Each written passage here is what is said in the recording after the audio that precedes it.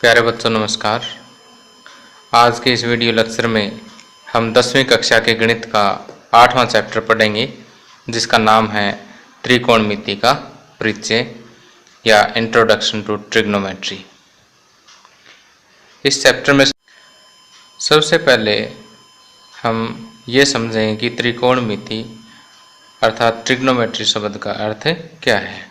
Trigonometry शब्द जो है वो 3 पार्ट से मिलके बना है, ट्राई, गोन प्लस मीट्रियन।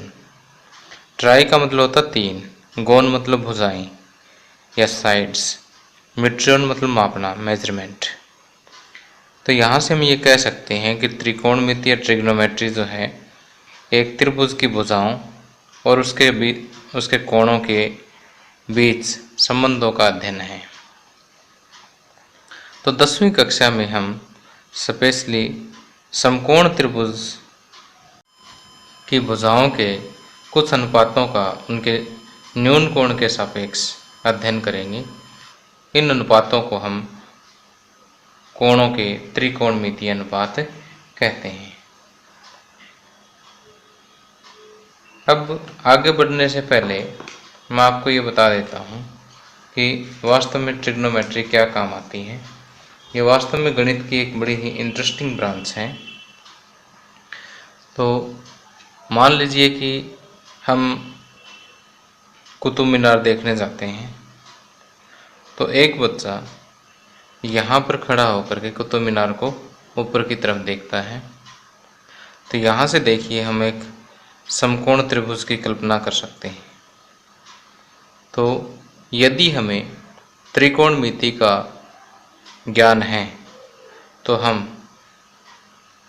बिना इसके टॉप तक जाए, इस मीनार के बिल्कुल टॉप तक जाए बिना ही इसकी हम ऊंचाई ज्ञात कर सकते हैं। इसी तरह से यदि मान लीजिए कि ये एक नदी है, इस नदी के किनारे ये एक भवन है, दूसरी तरफ नदी के किनारे पर एक मंदिर है। इस भवन के ऊपर ये एक लड़की जो है खड़ी होकर के और इस मंदिर के सबसे नीचे वाली सीढ़ी पर पड़ा एक गमला देखती है। तो यहाँ से हम नदी की चौड़ाई जो है वो ज्ञात कर सकते हैं, क्योंकि यहाँ पर भी हम एक समकोण त्रिभुज की कल्पना कर सकते हैं। तो इस तरह की जो है कुछ एक इंटरेस्टिंग जो समस्याएं जो है वो हम यहाँ पर हल त्रिकोणमिति की हेल्प से कर सकते हैं। अब आइए समझते हैं कि कोणों का त्रिकोणमितीय अनुपात क्या होता है। कि मान लीजिए हमारे पास ये एक समकोण त्रिभुज है ABC, जिसका कोण भी समकोण है। तो जो समकोण जो होता है उसके सामने वाली जो भुजा है उसे हिंदी में कर्ण और इंग्लिश में हाइपोटेन्यूज बोलते हैं। अब देखिए, यदि हम त्रिकोणमितीय अनुपात कोण A के सापेक्ष में लेते हैं तो ये जो भुजा AB है ये आधार कहलाती है और A के सामने वाली जो भुजा है ये लंब कहलाती है।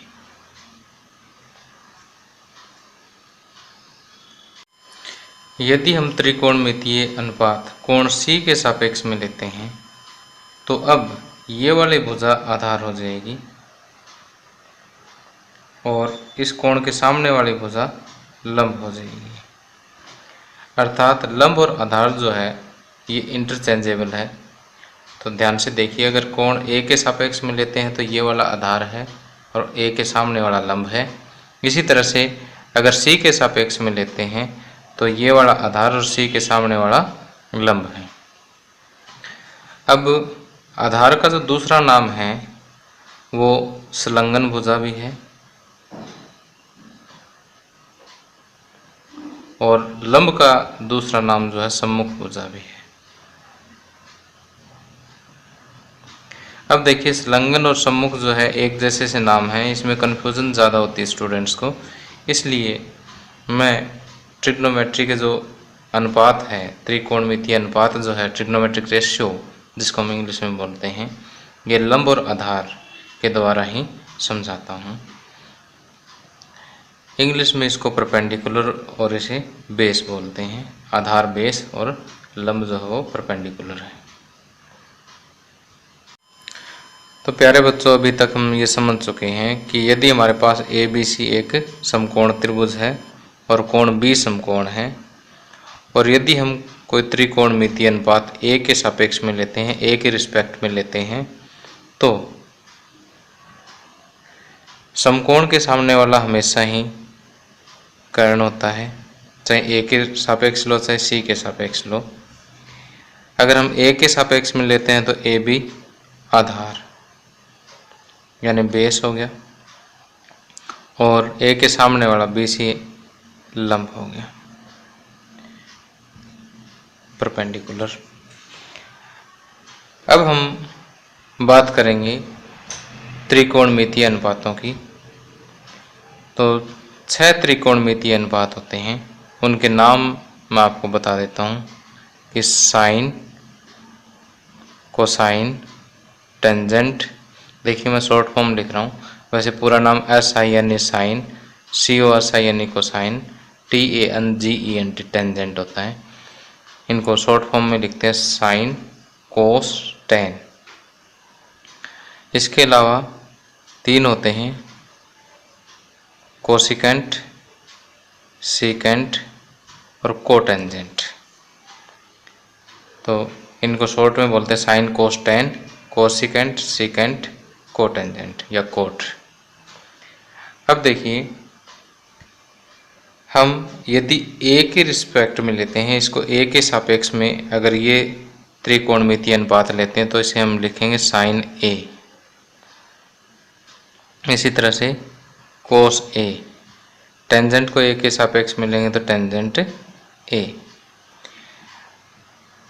अब देखिए कि ये sine A, cos A, tangent ए क्या है। आप सोच रहे हैं सर पता नहीं क्या पढ़ा रहे हैं, कि वास्तव में ये क्या है, भुजाओं का अनुपात है। साइन लंब और कर्ण का अनुपात है, कोस आधार और कर्ण का अनुपात है, और टेंजेंट जो है वो लंब और आधार का अनुपात है। अब इसे याद रखना बिल्कुल ही आसान है। याद रखने के लिए हम एक वर्ड याद रखेंगे, ल आ ल वटे क आ, लाल वटे कक्का। तो ये sine A, cos A, tangent A, sine cos tan, लंब वटे कर्ण, आधार वटे कर्ण और लंब वटे आधार। अब देखिए ये तीनों आप लाल वटे कक्का से आसानी से याद कर सकते हैं।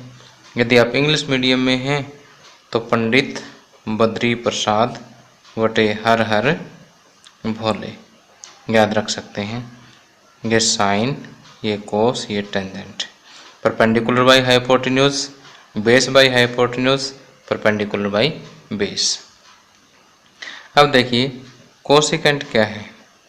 कोसिकेंट इसका जस्ट उल्टा है, अंश को हर बना दे, हर को अंश, कर्ण वटे लंब। सीकेंट ए, कर्ण वटे आधार। कोट, आधार वटे लंब।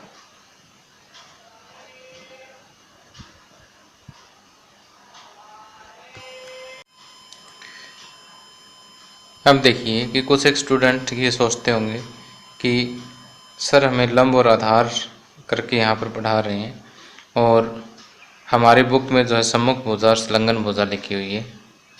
तो वास्तव में जब भी हम कोई भी सम सोल्व करेंगे वहाँ तो न तो आपको लंब कर्ण या आधार कर्ण वगैरह लिखना है, न ही सम्मुख भुजा संलग्न भुजा यानी अपोजिट साइड और एडजेसेंट साइड, कुछ नहीं लिखना है ऐसा।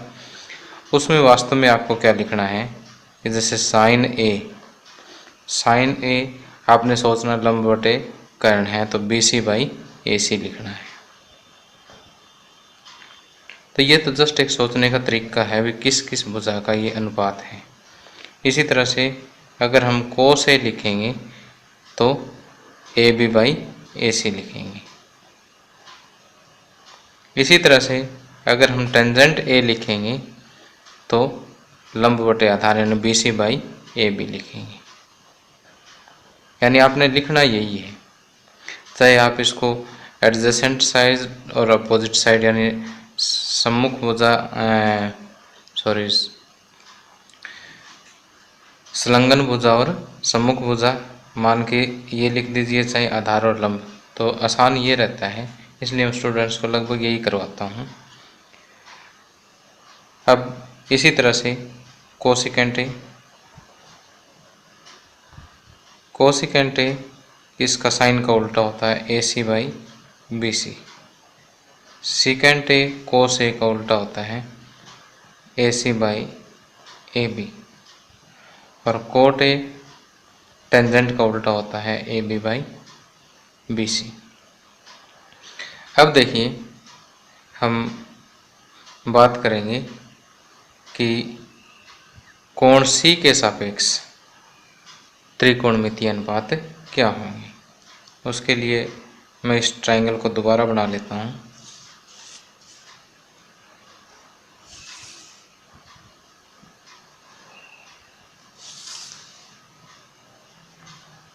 ABC।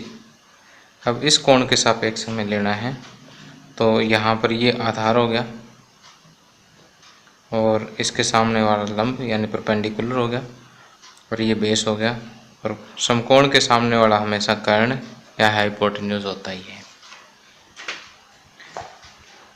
अब हम पहले देखेंगे साइन C। क्या देखेंगे? साइन C, क्योंकि C के रिस्पेक्ट में हम ले रहे हैं। साइन हमें पता है क्या होता है, लंब बटे कर्ण होता है, तो लंब बटे कर्ण इस केस में AB/AC हो जाएगा। इसी तरह से कोस C, कोस आधार बटे कर्ण होता है। कोस क्या होता है? आधार बटे कर्ण यानी BC/AC। टेंजेंट ए लंब बटे आधार C, टेंजेंट C लंब बटे आधार यानी AB/BC। तो यहाँ से देखिए कि जैसे हमने एंगल चेंज कर दिया तो आगे रेशियो की वैल्यू भी चेंज होगी, कि जैसे यहाँ साइन A BC/AC है और यहाँ साइन C जो है वो AB/AC है। तो क्योंकि एंगल जो जिसके सापेक्ष में हम ले रहे हैं वो चेंज करते ही लंब और आधार क्या हो जाते हैं, इंटरचेंज हो जाते हैं, तो उसी हिसाब से आगे जो रेशियो है वो भी, अनुपात जो है वो भी चेंज हो जाएगा। अब साइन C का उल्टा कोसिकेंट C AC/AB, पलट दीजिए इसको, सीकेंट C AC/BC और कोट C BC/AB। तो देखिए कुल मिला के हमारे पास 6 अनुपात है, साइन कोस टेन। याद रख सकते हैं लय आ लय बटे क आ, लंब बटे कर्ण, आधार बटे कर्ण, लंब बटे आधार। बाकी 3 इनका उल्टा, कर्ण बटे लंब, कर्ण बटे आधार, आधार बटे लंब। अब वैल्यूज लिखना आसान है कि अगर A के सापेक्ष में ले रहे हो तो लंब का नाम क्या है BC, कर्ण का नाम क्या है AC, तो BC/AC। कोस A ले रहे हो तो आधार बटे कर्ण, आधार AB, कर्ण AC, AB/AC। इसी तरह से टेंजेंट, बाकी सारे आप लिख सकते हैं। थोड़ा सा प्रैक्टिस करें, 2 मिनट में याद ही हो जाएंगे सारे ये। अब आइए इतना समझने के बाद हम इस चैप्टर के एग्जाम्पल हल करते हैं, उसके बाद एक्सरसाइज सॉल्व करेंगे।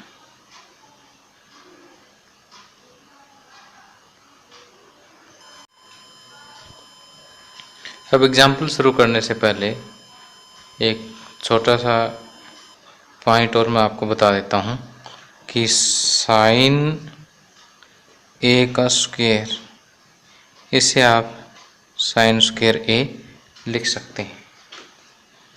इसी तरह से बाकी त्रिकोणमितीय अनुपात जैसे कोस ए का स्क्वायर, इसे आप कोस स्क्वायर ए भी लिख सकते हैं। टेंजेंट ए का स्क्वायर, टेंजेंट स्क्वायर ए भी लिख सकते हैं। लेकिन साइन ए का पावर -1 साइन इनवर्स ए नहीं होता है, क्योंकि साइन ए की पावर -1 1/sin ए यानी कोसिकेंट ए होता है, और कोसिकेंट ए साइन इनवर्स ए के बराबर नहीं होता है। इसकी चर्चा मैं अभी 10वीं क्लास के लेवल पर करना उचित नहीं समझता। ये हम +1 कक्षा में जो है 11th क्लास में जो हम इसकी चर्चा डिटेल से करेंगे। तो अभी बस आप इसको इतना याद रख लीजिए कि साइन ए की पावर -1 जो है साइन इनवर्स ए के बराबर नहीं होता है।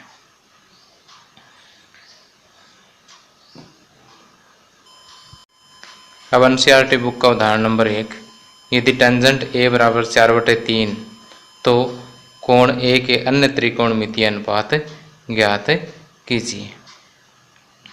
अब देखिए कि ये तो आपको याद हो गया कि साइन कोस टेंजेंट l/a।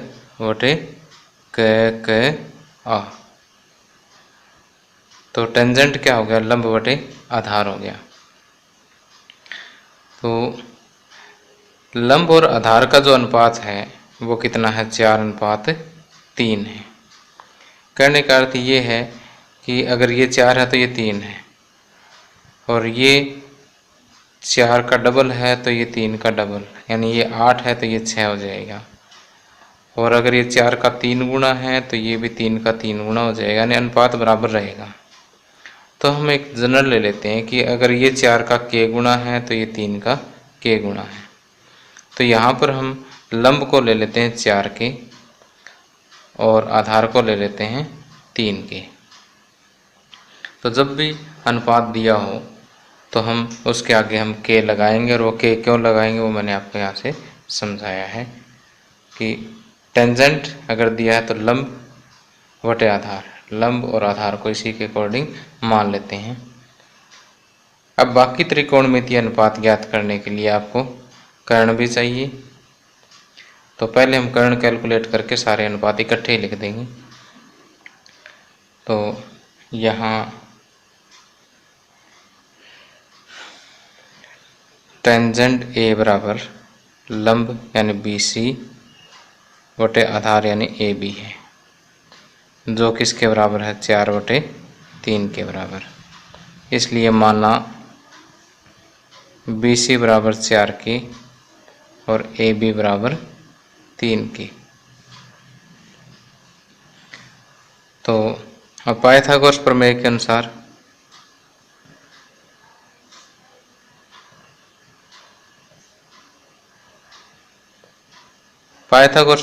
अनुसार कर्ण का वर्ग किसके बराबर होता है, लंब का वर्ग प्लस आधार का वर्ग। तो BC कितना आ गया, 4 के यानी 4 के का स्क्वायर प्लस AB 3 के का स्क्वायर, ये 16 के स्क्वायर प्लस 9 के स्क्वायर। और यहाँ से अब देखिए AC क्या हो जाएगा, AC जो है वो 16 के स्क्वायर प्लस 9 के स्क्वायर का रूट हो जाएगा, क्योंकि स्क्वायर हटाएंगे तो राइट हैंड साइड में रूट लग जाएगा। अब 16 प्लस 9 25 के स्क्वायर, 25 का वर्गमूल 5 और k का वर्गमूल k स्क्वायर का वर्गमूल k हो गया। तो ये प्लस माइनस 5 के आता है, लेकिन त्रिभुज की भुजाएं माइनस में नहीं होती, इसलिए इसको हम 5 के लेते हैं। अब देखिए त्रिभुज की तीनों भुजाएं हमारे पास आ गई हैं, तो ए के सापेक्ष में हम बाकी और त्रिकोणमितीय अनुपात लिखेंगे। तो साइन ए, सोचिए आप इस ढंग से कि लंब बटे कर्ण लिखेंगे इस ढंग से B C by A C, 4k/5k यानी 4/5k से k कैंसिल हो जाएगा। इसी तरह से कोस ए, आधार बटे कर्ण, आधार क्या है ए बी, कर्ण क्या है ए सी, यानी 3k/5k यानी 3/5। चाहे तो आप एक स्टेप और भी कर सकते हैं, जैसे 4k/5k 4/5, ये 3k/5k 3/5। टेंजेंट हमें दिया है ही, और बाकी साइन ए का उल्टा होता है कोसिकेंट ए, ये 5/4 हो जाएगा। कोस ए का उल्टा सीकेंट ए, ये 5/3 हो जाएगा। और टेंजेंट ए का उल्टा को टेंजेंट ए, जो कि 3/4 हो जाएगा। ये आंसर आ गया। तो इस तरह से यदि हमें किसी भी एक त्रिकोणमितीय अनुपात अगर हमें त्रिभुज में दिया हुआ है,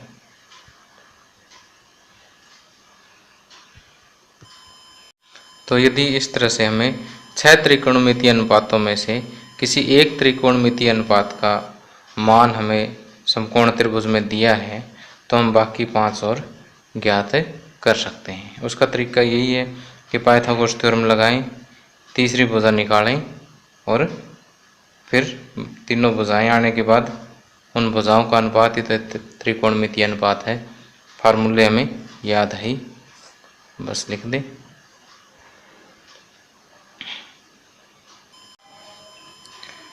अब उदाहरण नंबर 2, यदि कोण बी और कोण क्यू ऐसे न्यून कोण हो जिससे कि साइन बी बराबर साइन क्यू, तो सिद्ध कीजिए कि कोण बी बराबर कोण क्यू। देखिए यहाँ पर ये कहा गया है कि कोण बी और कोण क्यू दोनों न्यून कोण हैं, और ये इस प्रकार से न्यून कोण है कि साइन बी जो है साइन क्यू के बराबर हो। तो हमें सिद्ध करना है कि कोण बी जो है वो कोण क्यू के बराबर है। तो यहाँ पर ए बी सी और P Q R, A B C और पी क्यू आर दो समकोण त्रिभुज है।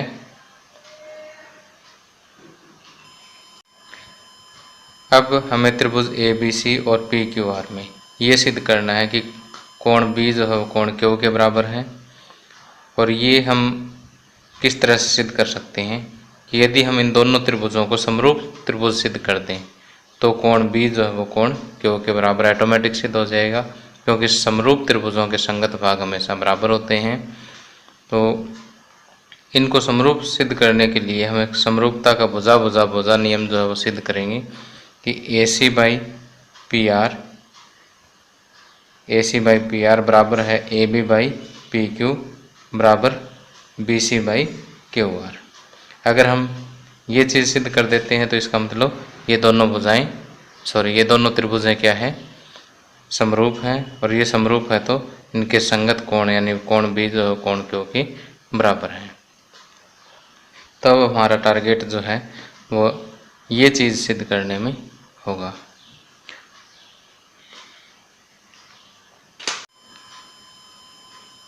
अब इसका प्रूफ करते हैं। यहाँ में गिवन है कि sine B is equal to sine Q. अब यहाँ से देखिए साइन बी किसके बराबर है, साइन बी होता है लंब बटे कर्ण यानी ए सी बाई ए बी, और साइन क्यू लंब बटे कर्ण यानी P R by P Q.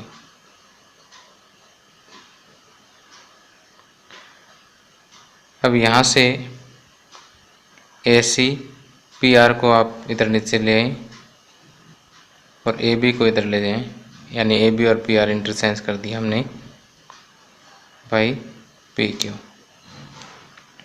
तो अगर हम इस इक्वेशन को देखें तो यहाँ से जो हमें प्रूव करना है भुजा भुजा भुजा सर्वांग समरूपता नियम, उसके दो पार्ट, पहले दो पार्ट जो है सिद्ध हो चुके हैं। तो तीसरा पार्ट यानी BC बाई QR हमें अब इनके बराबर ही सिद्ध करना है। इनके बराबर सिद्ध करने के लिए इसे मैं K मान लेता हूँ। अगर इसे हम K मानेंगे तो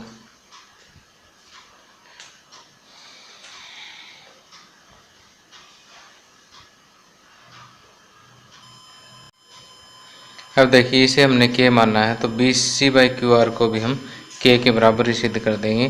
तो ये आपस में तीनों रेशियो जो है वो इक्वल सिद्ध हो जाएंगे और फिर ये दोनों त्रिभुजें क्या है समरूप सिद्ध हो जाएगी।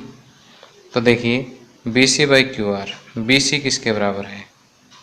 BC इस त्रिभुज का आधार है और यहाँ पर पाइथागोरस थ्योरम अगर हम लगाएं तो आधार क्या होता है?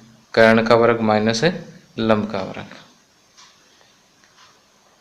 आधार बराबर कर्ण का वर्ग माइनस लंब का वर्ग और फिर इसका वर्गमूल, ये पाइथागोरस थ्योरम में आता है। तो कर्ण है हमारे पास यहाँ AB स्क्वायर माइनस लंब है AC स्क्वायर और इसका रूट। इसी तरह से नीचे QR है, QR का भी हम ऐसे ही करेंगे। QR भी आधार है बड़ी त्रिभुज का, तो PQ square minus PR square under the root. अब इसे हम समीकरण 1 मान लेते हैं।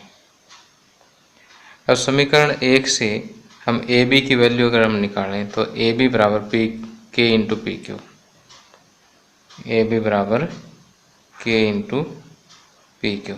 और इसी तरह से AC की वैल्यू निकालें तो यानी इस पार्ट और K से AC बराबर K इंटू PR, PR को K की तरफ ले जाएगी, K इंटू PR हो गया। तो ये दोनों वैल्यूज उठा करके यहाँ AB और AC की जगह रख दें।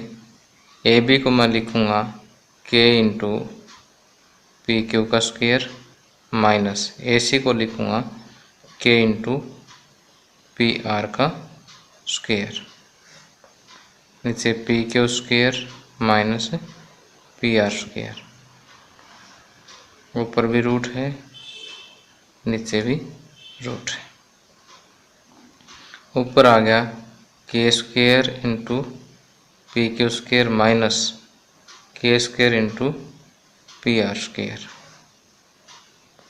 नीचे PQ square minus PR square.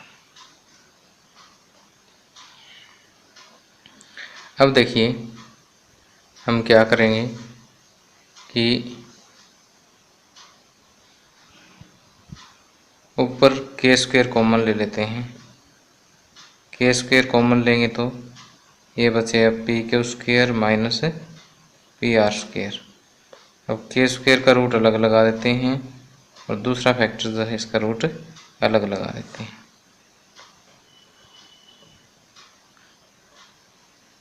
नीचे वाला एज इट इज लिख देते हैं। अब देखिए नीचे PQ square minus PR square है, ऊपर भी PQ square minus PR square है, तो ये दोनों गुणनखंड आपस में कैंसिल हो जाएंगे। K स्क्वायर का रूट है वो किसके बराबर आएगा? K के बराबर आएगा। तो ये किसके बराबर चलता आ रहा है? BC by QR। BC by QR भी क्या आ गया? K के बराबर आ गया। तो इसलिए 1/2 से AC बाई PR बराबर AB बाई PQ बराबर BC बाई QR, क्योंकि ये भी K के बराबर है और ये भी K के बराबर है। इसलिए त्रिभुज ABC समरूप है त्रिभुज PQR के।